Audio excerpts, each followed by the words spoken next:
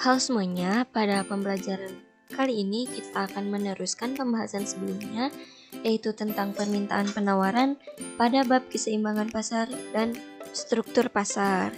Nah, selanjutnya kita akan membahas tentang keseimbangan pasar dan elastisitas. Untuk keseimbangan pasar sendiri merupakan suatu waktu ketika terbentuknya suatu harga keseimbangan.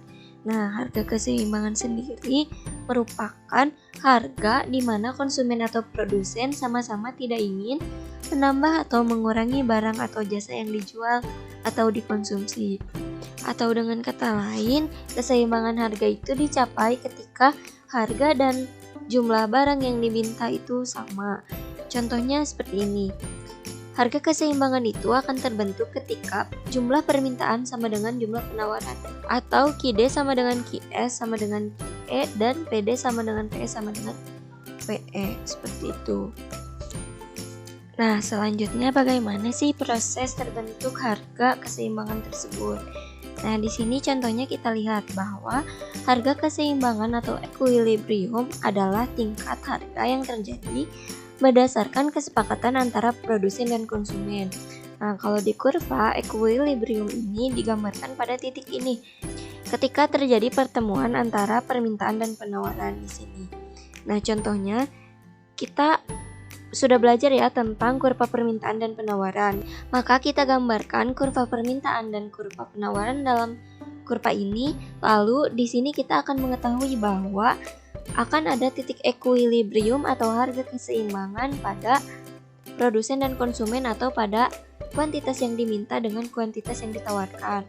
Sebenarnya dari tabel juga kita sudah bisa melihat ya bahwa equilibrium atau harga keseimbangan ini akan tercapai pada kuantitas yang diminta sama yang ditawarkannya sama. Di sini ada pada tingkat harga 3 ini ada 66 kg kuantitas yang diminta dan 66 kg kuantitas yang ditawarkan. Jadi, di titik equilibriumnya adalah pada tingkat harga 3 dengan 66 Ki atau kuantitasnya 66.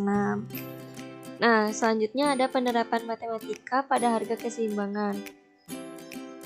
Fungsi matematika pada harga keseimbangan ini, masih ingat ya kalau harga keseimbangan tadi adalah harga pasar yang disetujui oleh pembeli dan penjual. Maka fungsi matematikanya adalah QD sama dengan QS atau PD sama dengan PS. Nah, contohnya misalnya diketahui QD atau kuantitas demand sama dengan 40 min 3P dan QS sama dengan 2P min 5. Lalu kita diminta untuk menghitung kuantitas dan harga pada keseimbangan pasar dan membuat kurva yang menunjukkan jumlah dan harga keseimbangan pasar. Nah, kita jawab di slide selanjutnya. Pertama-tama, untuk menentukan kuantitas dan harga pada keseimbangan pasar, kita harus mencari dulu nilai P. Maka QD sama dengan QS kita masukkan. Tadi QD-nya sama dengan 40 min 3P dan QS-nya sama dengan 2P min 5. Maka 40 min 3P sama dengan 2P min 5. Lalu di bawahnya kita hitung 40 tambah 5, kita pindahkan plus yang ini ke sini, sama dengan 2P plus 3P. Maka 45 sama dengan 5P, P sama dengan 45 bagi 5, dan P sama dengan 9. Nah, setelah kita ketahui P-nya sama dengan 9, substitusikan nilai P pada salah satu persamaan. Mau itu pada QD atau QS bebas, dan di sini saya contohkan pada QD ya. Kita masukkan P yang telah kita ketahui ini ke dalam persamaan QD, maka QD sama dengan 40 min 3P sama dengan 40 min 3 dikali 9 sama dengan 40 minus 27, dan kita ketahui bahwa QD-nya 13. Maka diketahui bahwa kuantitas keseimbangan pasar adalah 13 unit di sini pada harga 9. Nah, seperti itu. Selanjutnya, untuk menjawab pertanyaan B, yaitu tentang kurva yang menunjukkan jumlah dan harga keseimbangan pasar, kita terlebih dahulu harus mencari titik harga dan jumlah dalam kurva keseimbangan. Nah, di sini ketika Qd sama dengan 40 minus 3P, maka ketika P sama dengan 0, Q-nya adalah 40. Dan ketika Q sama dengan 0, maka P-nya sama dengan 13,3. Kenapa 13,3 ini didapat dari sini ya? Persamaan Qd sama dengan 40 min 3P, maka ketika Q sama dengan 0, 3P sama dengan 40. Lalu P sama dengan 40 dibagi 3 dan P sama dengan 13,3.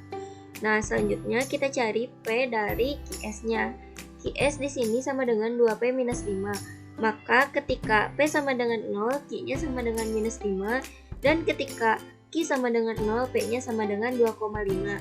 2,5 ini didapat dari perhitungan ini, di mana Qs sama dengan 2P minus 5. Ketika Q-nya sama dengan 0, maka 2P sama dengan minus 5, P sama dengan minus 5 dibagi minus 2, maka P sama dengan 2,5. Seperti itu. Lalu selanjutnya kita lihat penggambaran dalam kurvanya. Nah, di sini dari perhitungan yang tadi, selanjutnya kita akan membuat kurva. Nah, di sini untuk Qs sama dengan 2P minus 5, maka bentuk kurvanya seperti ini. Ketika Q-nya sama dengan minus 5 dan P-nya adalah 2,5. Sedangkan untuk Qd sama dengan 40 min 3P itu berada pada titik P sama dengan 13,3 dan Q sama dengan 40.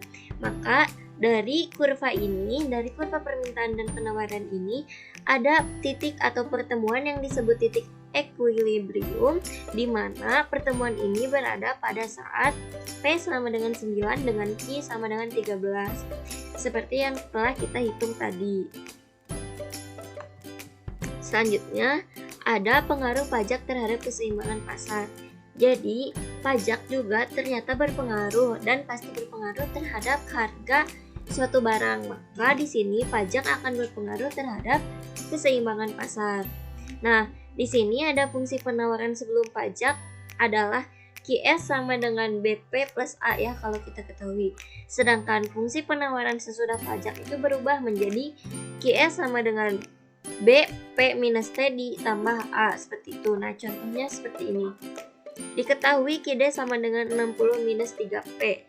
Lalu Qs sama dengan 2P minus 10 dan T sama dengan 5. Nah, di sini T adalah pajak ya. Nah, pertanyaannya, berapakah harga dan kuantitas keseimbangan pasar sebelum pajak? Berapakah harga dan kuantitas keseimbangan pasar setelah pajak jika pemerintah mengenakan pajak sebesar Rp5 per unit? Berarti ini tuh pajaknya per unit ya, sedangkan kalau misalnya nanti itu per produksi beda lagi bentuknya, bentuk T-nya. Nah, lalu gambarkanlah kurva keseimbangan pasar. Nah, untuk menjawab yang A, untuk menjawab harga dan kuantitas keseimbangan pasar sebelum pajak, seperti biasa kita cari dulu dari persamaan Qd sama dengan Qs. Maka di sini didapatkan P-nya sama dengan 14. Nah, lalu kita cari Q dengan cara memasukkan nilai P yang sudah ditemukan ke dalam salah satu persamaan. Di sini kita masukkan ke dalam persamaan Qd. Maka Qd sama dengan 60 min 3P, lalu sama dengan 60 min 3 dikali 14. Qd sama dengan 60 minus 42, maka Qd sama dengan 14. Maka kuantitas keseimbangan pasarnya sebelum pajak adalah 18 unit pada harga 14. Di sini ya 18 unit pada harga 14. Nah, lalu sekarang berapa harga dan kuantitas keseimbangan pasar ketika setelah dikenakan pajak? Nah, pajaknya tadi 5 per unit. Maka pertama-tama kita harus mencari fungsi penawaran setelah pajak terlebih dahulu. Dengan rumus yang tadi telah disebutkan ya, bahwa Qs sama dengan B, P minus T ditambah A. Nah, maka kita masukkan sama dengan 2P minus 5 minus 10, lalu sama dengan 2P minus 10 minus 10, maka jumlahnya adalah Qs-nya, Qs1, karena ini persamaan baru ya, jadi Qs-nya sama dengan 2P minus 20. Nah, setelah kita tahu fungsi penawaran yang baru, lalu kita cari nilai P dengan cara persamaan Qd sama dengan Qs. Nah, di sini Qd-nya masih tetap memakai 60 min 3P, sedangkan Qs-nya berubah menjadi 2P minus 20 dari sini ya. Nah, lalu kita masukkan menjadi hasilnya adalah P sama dengan 16. Setelah kita tahu P sama dengan 16, maka substitusikan lagi P yang baru ini ke dalam Q. Q-nya tadi 60 min 3P, lalu kita masukkan hingga hasil akhirnya kita ketahui bahwa QD-nya sama dengan 12. Jadi, kuantitas keseimbangan pasar setelah pajaknya yang ketika dikenakan pajak sebesar 5 ini adalah 12 unit dengan harga 16, seperti itu. Nah, lalu untuk kurva keseimbangan pasar ini kita buatlah dari titik-titik yang tadi telah kita ketahui. Itu ya, yang pertama kan kita udah buat nih titik-titiknya ketika QD sama dengan 60 min 3P ini berada di titik 20 harganya dan 60 kuantitasnya. Lalu ketika QS tadi berubah ya, QS-nya yang pertama itu di sini yang awalnya minus 5 dengan 2,5 atau dari persamaan QS sama dengan 2P minus 10, lalu berubah menjadi QS 1 sama dengan 2P minus 20. Maka kurvanya, titiknya bergerak dan kurvanya bergeser. Maka di sini kita temukan bahwa titik keseimbangan pasar sesudah pajaknya berubah menjadi 12 dengan 16.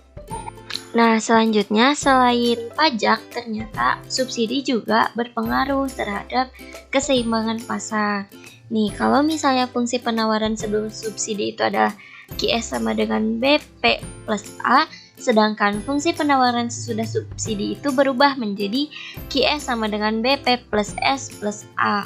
Nah, contoh soalnya seperti ini.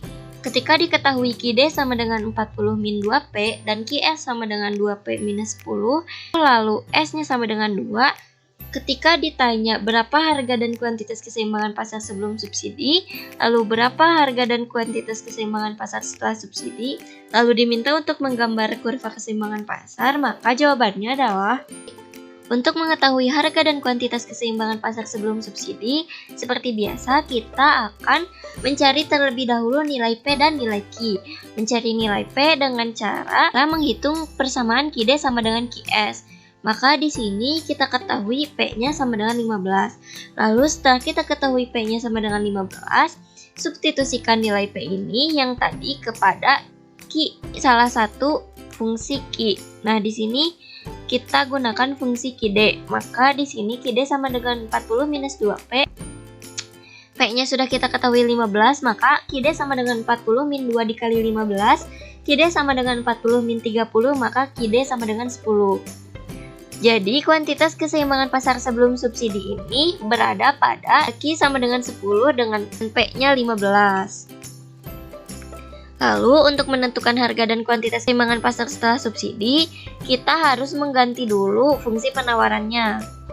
Nah, di sini setelah kita masukkan QS sama dengan BP plus S plus A, maka akan didapatkan bahwa fungsi penawarannya berubah menjadi 2P minus 16. Maka setelah kita tahu, kita hitung lagi persamaannya. Persamaan QD sama dengan QS. QS yang dimasukkan di sini adalah QS yang baru, maka 40 min 2P sama dengan 2P minus 16 akan menghasilkan P sejumlah 14 atau nilai P-nya adalah 14. Setelah kita mendapat nilai P14, kita masukkan atau substitusikan lagi nilai P tadi ke dalam Q. Q di sini kita ambil lagi QD. QD sama dengan 40 min 2P. Lalu setelah kita ketahui P-nya 14, maka QD sama dengan 40 min 2 kali 14.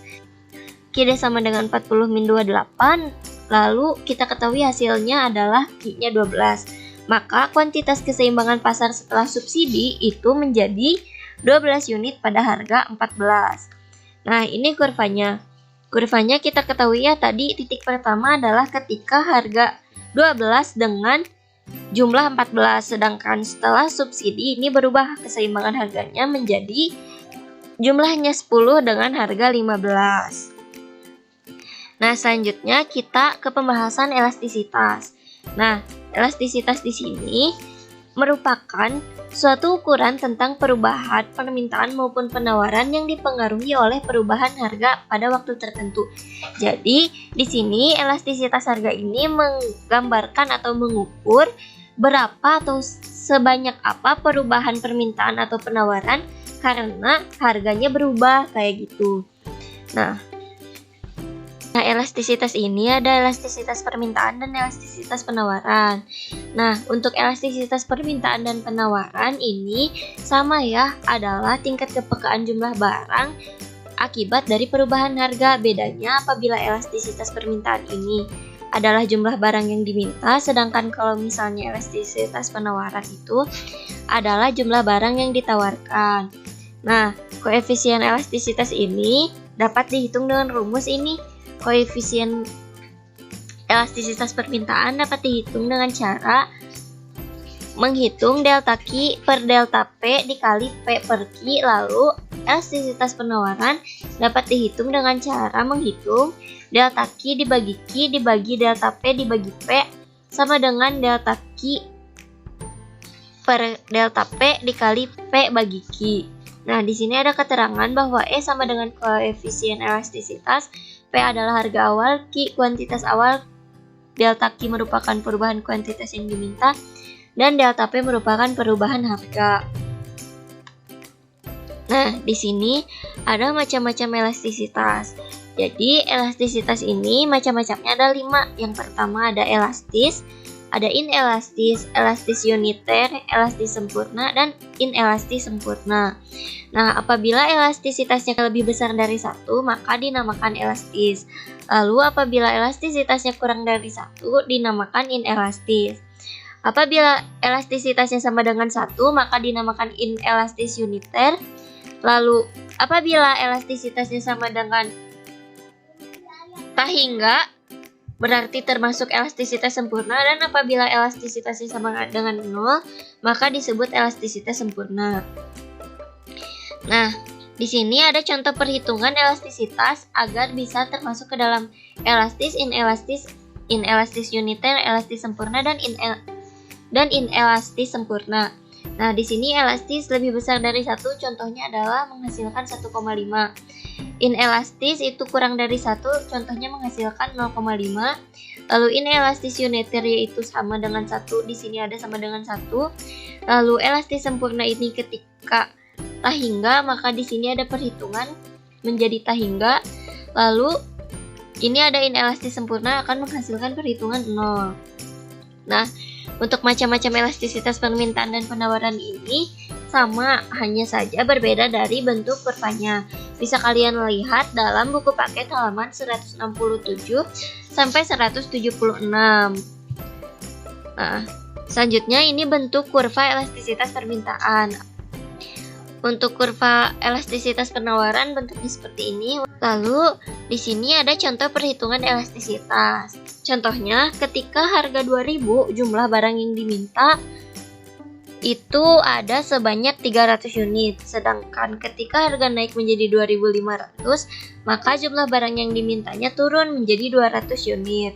Hitunglah koefisien elastisitas permintaannya. Nah, di sini berubah ya, yang asalnya 300 unit menjadi 200 unit akibat harganya yang naik. Nah, lalu kita hitunglah koefisien elastisitasnya. Di sini kita masukkan P dan Q-nya serta delta Q per delta P-nya. Setelah dihitung-hitung mendapatkan hasil atau jumlahnya yaitu elastisitasnya minus 1,33. Maka elastisitas permintaannya yang sebesar 1,33 ini termasuk ke dalam elastisitas elastis karena lebih dari 1. Nah, di sini kan kenapa masuknya elastis padahal minus 1,33? Karena tanda negatif ini hanya menunjukkan hubungan antara harga dan permintaan. Jadi tidak bukan sebagai nilai. Jadi elastisitasnya itu elastisitas permintaannya itu sebesar 1,33 bukan minus 1,33. Slope-nya di sini itu tidak berpengaruh terhadap nilai elastisitasnya. Nah, selanjutnya ada faktor-faktor yang mempengaruhi elastisitas permintaan. Yang pertama ada tersedianya barang substitusi yang terdekat. Barang substitusi ini adalah barang pengganti ya. Lalu ada proporsi pendapatan yang dibelanjakan untuk suatu barang. Lalu ada kategori barang pokok atau mewah. Lalu yang terakhir ada keragaman penggunaan barang. Nah, kalau faktor yang mempengaruhi elastisitas penawaran itu sama juga ada 4, terdiri dari waktu yang dibutuhkan untuk produksi, daya tahan barang, mobilitas faktor produksi, dan kemudahan produsen baru untuk memasuki pasar. Lalu kita ke pembahasan terakhir tentang pasar dan peran pasar. Untuk pengertian pasar secara sempit, pasar merupakan tempat pertemuan antara penjual dan pembeli untuk melakukan transaksi jual dan beli barang atau jasa. Nah, namun secara luas, pasar itu diartikan sebagai proses di mana penjual dan pembeli itu saling berinteraksi untuk menetapkan harga keseimbangan atau kesepakatan atas tingkat harga berdasarkan permintaan dan penawaran. Jadi kesimpulannya, pasar merupakan tempat bertemunya permintaan dan penawaran sehingga harga dapat ditetapkan berdasarkan jenis barang yang diperjualbelikan. Nah, peran pasar di sini berperan sebagai pengatur kegiatan produksi, lalu menetapkan harga dan nilai, mendistribusikan barang dan jasa, menentukan jumlah pembelian dan penjualan, menentukan jumlah persediaan, serta melakukan promosi. Nah, selanjutnya kita masuk ke dalam pembahasan macam-macam pasar. Nah, di sini ada macam-macam pasar berdasarkan jenis pasar. Itu ada yang dinamakan dengan pasar barang konsumsi atau pasar yang memperjualbelikan barang untuk keperluan konsumsi. Lalu ada pasar faktor produksi atau pasar yang memperjualbelikan faktor-faktor produksi. Nah, lalu ada macam-macam pasar berdasarkan wujud pasar. Yang pertama ada pasar konkret dan pasar abstrak.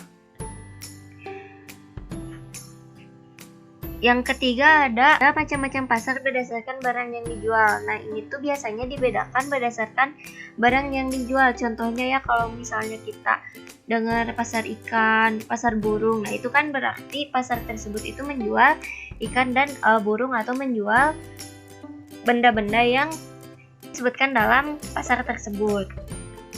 Lalu berdasarkan waktu jual belinya pun macam-macam pasar dapat dibagi 3 menjadi pasar harian, pasar mingguan, serta pasar tahunan. Lalu untuk tempatnya itu biasanya bisa dibagi juga menjadi nama tempatnya, kayak misalnya kalau di Bandung ada Pasar Andir, Pasar Cikapundung, Pasar Baru gitu ya, itu kan berdasarkan tempatnya gitu. Lalu ada luas jangkauan distribusinya juga dapat menjadi macam-macam pasar ya, kayak ada pasar lokal, pasar daerah, pasar nasional, dan pasar internasional. Nah, setelah itu ada bentuk pasar. Bentuk pasar sendiri ini terbagi menjadi 2, ada pasar persaingan tidak sempurna dan pasar persaingan sempurna. Nah, untuk pasar persaingan tidak sempurna ini terdiri dari 6 pasar yang disebut pasar monopoli, pasar duopoli, pasar oligopoli, pasar monopolistik, pasar monopsoni, dan pasar oligopsoni. Nah, untuk pasar persaingan tidak sempurna ini, dalam pasar ini itu penjual dan pembeli dapat menentukan harga dengan kesepakatan. Sedangkan kalau pasar persaingan sempurna ini merupakan suatu pasar di mana jumlah penjual dan pembelinya sangat banyak dan produk yang ditawarkan sejenis. Jadi di sini itu penjual dan pembeli tidak dapat mempengaruhi harga, sehingga harga di pasar merupakan hasil interaksi antara permintaan dan penawaran. Tidak ada keterlibatan dari penjual dan pembeli. Nah, untuk macam-macam pasar persaingan tidak sempurna ini akan dijelaskan pada slide selanjutnya. Yang pertama ada pasar monopoli. Pasar monopoli merupakan pasar yang dikuasai sepenuhnya oleh penjual. Karena penjual dalam pasar monopoli tidak mempunyai pesaing, ia dapat menaikkan atau menurunkan harga dengan cara mengubah jumlah produk yang ditawarkannya. Nah, contohnya ini PLN ya, menguasai listrik di Indonesia. Karena memang tidak ada saingannya gitu ya. Jadi pihak PLN ini dapat sebenarnya menaikkan atau menurunkan harga dengan cara mengubah jumlah produk yang ditawarkannya. Lalu ada pasar duopoli. Duopoli ini merupakan pasar yang penawarannya itu dikuasai oleh 2 perusahaan. Kayak misalnya minyak pelumas. Minyak pelumas ini dikuasai oleh Caltech dan Pertamina.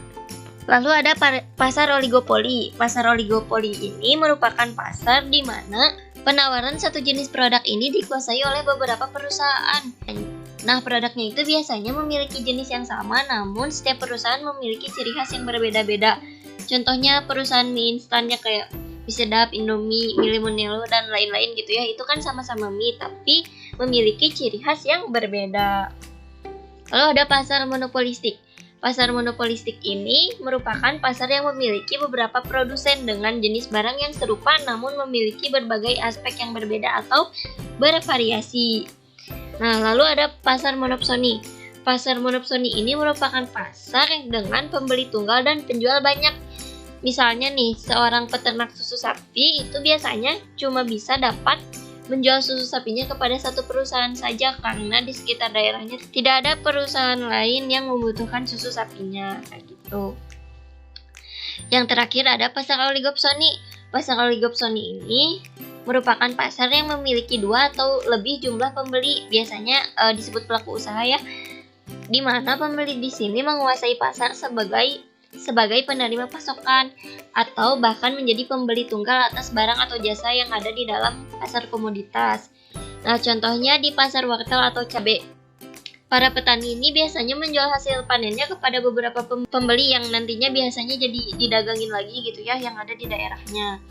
Nah, nanti setelah dibeli oleh pedagang di daerahnya, kemudian wortel atau cabai tadi yang sudah dibeli akan dijual kembali ke kota oleh pedagang.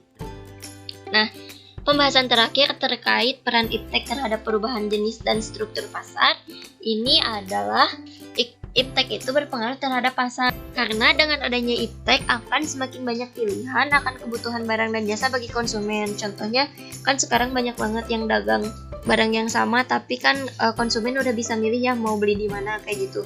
Lalu produsen akan menghadapi pasar yang mengarah ke pasar persaingan sempurna.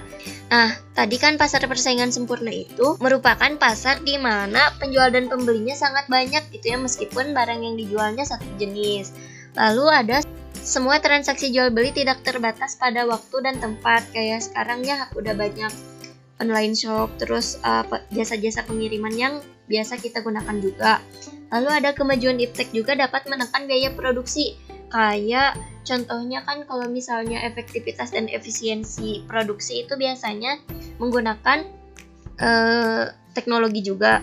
Lalu informasi pasar akan lebih mudah diperoleh oleh konsumen ya, karena sekarang kita bisa googling aja atau mencari atau cari sendiri gitu ya informasi pasar. Yang terakhir ini berpengaruh terhadap semakin banyak cara pembayaran yang dilakukan gitu ya, kayak sekarang bisa cashless, pakai e-money, e-wallet, dan lain sebagainya. Atau kita juga masih bisa pakai cara yang konvensional atau tradisional ya, dengan membayar secara langsung kayak gitu. Nah, pembahasan tentang keseimbangan pasar dan struktur pasar dicukupkan sekian. Terima kasih ya sudah menyimak videonya. Sampai jumpa di pembelajaran selanjutnya.